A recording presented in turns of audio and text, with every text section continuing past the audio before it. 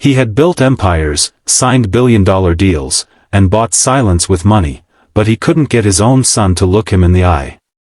Then one rainy Tuesday morning, as he sat in a boardroom full of executives, ready to finalize yet another merger, he glanced at the security camera in his son's therapy room, and froze. His usually screaming, uncontrollable boy was sitting silently on the floor, resting his head on someone's lap. It wasn't a specialist. It wasn't a doctor. It wasn't even a therapist. It was the cleaning lady. And from that moment on, his entire world started to unravel, and then rebuild in a way he never imagined. If this story moved you, don't forget to like, comment, share with someone who needs hope today. Subscribe our channel Kindness Talks for more real-life inspired emotional stories. Graham Wexley was a man who had everything, on paper. He owned 7 companies, had 3 private jets, a mansion in Beverly Hills, and was once named Entrepreneur of the Year by Forbes. But despite all that, he lived in constant chaos. Not business chaos, personal chaos. His 6-year-old son, Oliver, was diagnosed with severe autism at the age of 2. Since his wife's death during childbirth, Graham had tried everything. Expensive therapies, specialized nannies, soundproof playrooms, nothing worked. His son wouldn't speak. Wouldn't sleep. Wouldn't even let his own father touch him. The only thing Oliver did was scream, throw things, and rock himself in the corner for hours. Graham had spent millions trying to fix what was broken in his son, never realizing that it was himself who needed fixing. Every day, Graham would drop Oliver at the Wexley Autism Wellness Center, a high-tech facility he built specifically for his son and funded as a non-profit. The center had the best therapists, sensory rooms, and behavioral tech money could buy. But nothing seemed to help. Oliver's outbursts grew more violent, and Graham grew more distant. He buried himself in board meetings, ignoring the guilt that chewed at him each time he saw his son bang his head against the wall. One Tuesday morning, as storm clouds gathered over the city, Graham was on a Zoom call with European investors when his secretary rushed in, pale and breathless. "Sir, you need to see the security feed from the therapy room. Right now." Annoyed, he waved her off. "I'm in a meeting." "Sir," she whispered, almost trembling, "Oliver, he's not screaming. He's smiling." Graham's heart dropped.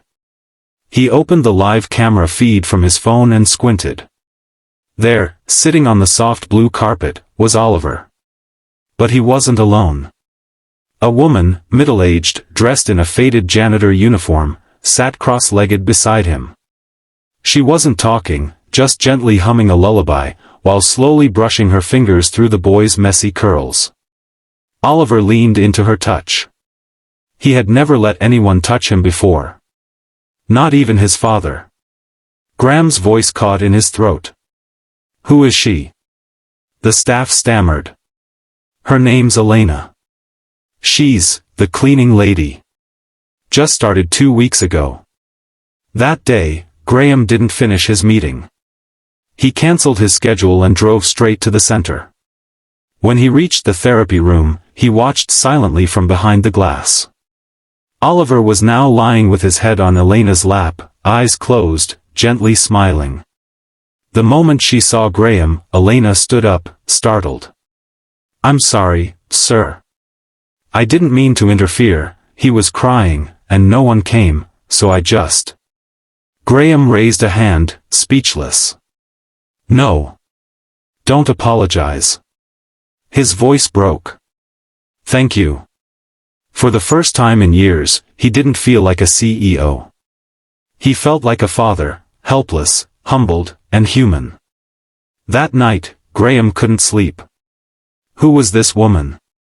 Why did she succeed where everyone else had failed? And what was it about her that made Oliver feel safe? He had to know more.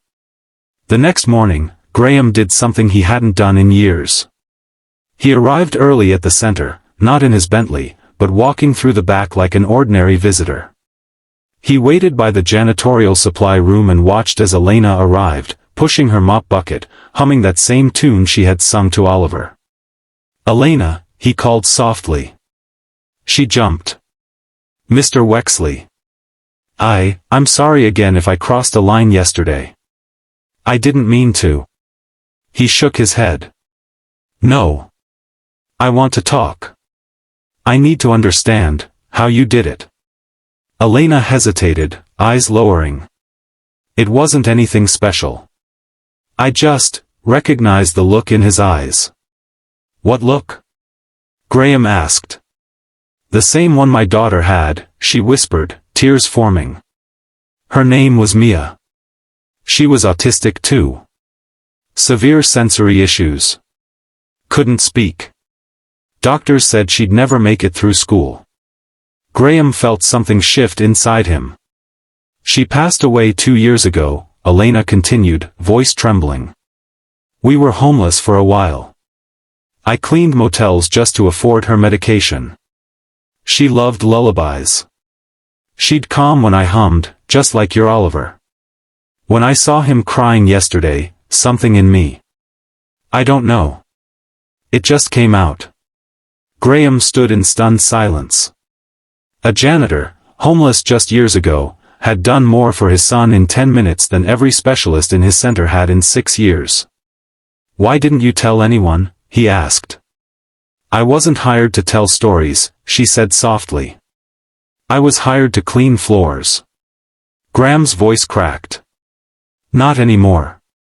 He brought Elena onto Oliver's therapy team, not as a janitor, but as a full-time behavioral caregiver.